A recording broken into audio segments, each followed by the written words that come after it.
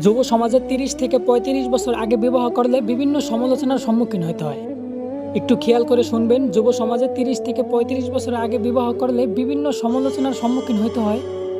অথচ ওই সমাজে ১৮ থেকে ২০ বছরের ছেলেমেয়েরা একাধিক অবৈধ সম্পর্কে জড়াইলেও ওইটাই সমাজে ইগনোর করে চলতে হয়। আমাদের সমাজের শিক্ষিত মানুষগুলা শিক্ষার্থীদের বইয়ের পাতার মাধ্যমে সমকামিতা শিক্ষা দেয়। আবার কেউ তার প্রতিবাদ করতে গিয়ে নিজের কর্মস্থলের চাকরিটারে হারায় ফেলায়। হ্যাঁ, এই সমাজে মানুষ হিসাবে কোনো ব্যক্তিকেই তার যোগ্য অধিকার দেওয়া হয় না। টাকা পয়সা আর ক্ষমতা আছে তো আপনি সমাজের নেতা, আর না থাকলে মানুষ বলেই গণ্য করা হয় না।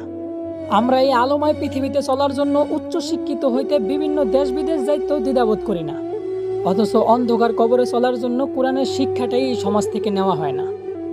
তো বলি, এই যে সমাজের লোকজন নিজেদের ছেলে মেয়ের বিয়ের জন্য এই অকুশল সমাজ থেকে আবার একজন সামাজিক ছেলে বা মেয়ে খুঁজলেন।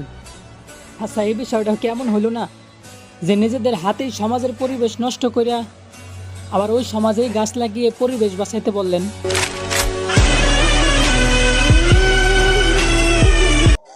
ইসলাম ধর্ম তোমার পছন্দ না, তাতে আমাদের কোনো সমস্যা নাই। তুমি নিজে ইসলাম ধর্মের না, তাতেও আমাদের কোনো প্রবলেম নাই। কিন্তু যখন তখন ইসলাম নিয়ে উল্টাপাল্টা কথা কইবা, মনে রেখো ইসলামী যুব সমাজ এখনো মরিয়া যায় নাই।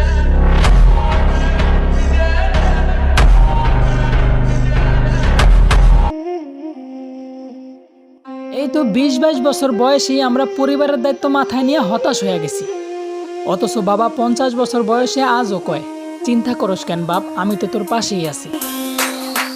ছিলাম তখন ভালো, যখন হইলো আমার জন্ম, মাথায় বুদ্ধি ছিল কম, আর মস্তিষ্কটা বন্ধ। আস্তে আস্তে হইলাম বড়, বাবা চিনাই দিল জগৎ। আমি কষ্ট পাইলে বাবার মাথায় চিন্তা হইতো নব। বাবার দেওয়া শিক্ষা গুলা বাজো আমার চোখে ভাসে। বাবা মনে হাজারো আশা, বুক ভরা ভালোবাসা, খাওয়ার জন্য বাপের হোটেল আর আশ্রয় নেওয়ার জন্য আছে মায়ের আঁচল। একবার হইয়া দেখো মধ্যবিত্ত ঘরের বেকার ছেলে, তখন আপনজনদের কাছে সাহায্যের জন্য গেলে তারা তোমার দিক থেকে দৃষ্টি সরিয়ে ফেলে বলবে, আগে হইয়া আসো সফল।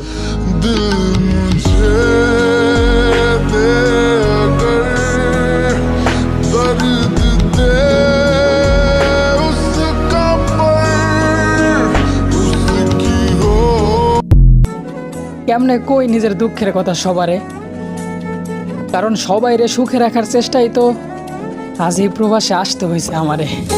আমার সর্বনাশে যেন স্বর্গ হাসে, আমি বাঁচি তোমারই অভিশাপে।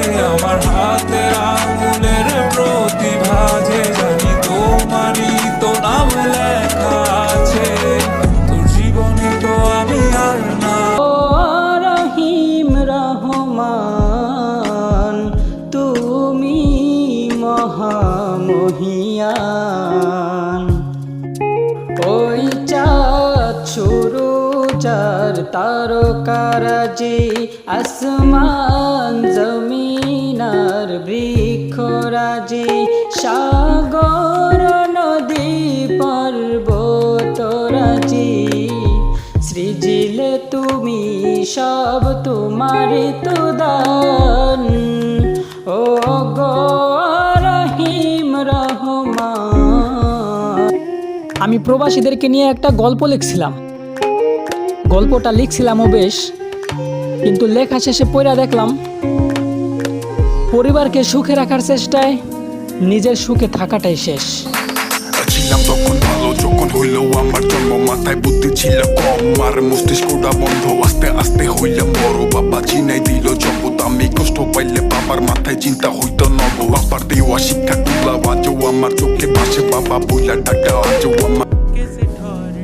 মধ্যবিত্ত পরিবারের সন্তান আমি, তাই কোনো কিছু পছন্দ হলে কখনো মুখ ফুটে চাইনি।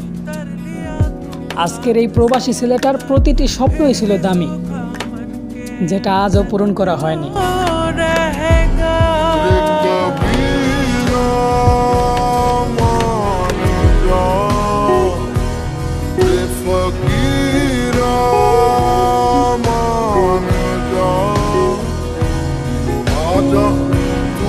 বাবার পেশা নিয়ে কোনো অভিযোগ নেই আমার, কারণ একজন মধ্যবিত্ত ঘরের সন্তানও কখনো অভাব অনুভব করতে পারে না তার বাবারে পাশে পেলে। আর তাই তো আমি গর্ব করে বলতে পারি যে আমার বাবা একজন মধ্যবিত্ত, আর আমি একজন মধ্যবিত্ত বাবার ছেলে। ছিলাম তখন ভালো, যখন তোমরা ঈদ আসার খুশিতে হাসতাছো বৈশা নিজের দেশে, আর এইবারের ঈদটাও যে বাবা মার সাথে করা হবে না, কিছু মানুষ এইটা ভেবেও কান্না করতেছে দূর প্রবাসে। ओ देश मेरे तेरी शान पे सदके कोई धन है क्या तेरी धूल से बढ़ के, तेरी धूप से रोशन तेरी हवा पे जिंदा। শূন্য পকেটে কারো গুরুত্ব পাওয়ার আশা করো না, কারণ তোমার পকেট যখন থাকবো খালি, বিশ্বাস করো তোমার আপন মানুষগুলোই কারণে অকারণে দিব তোমার গালি।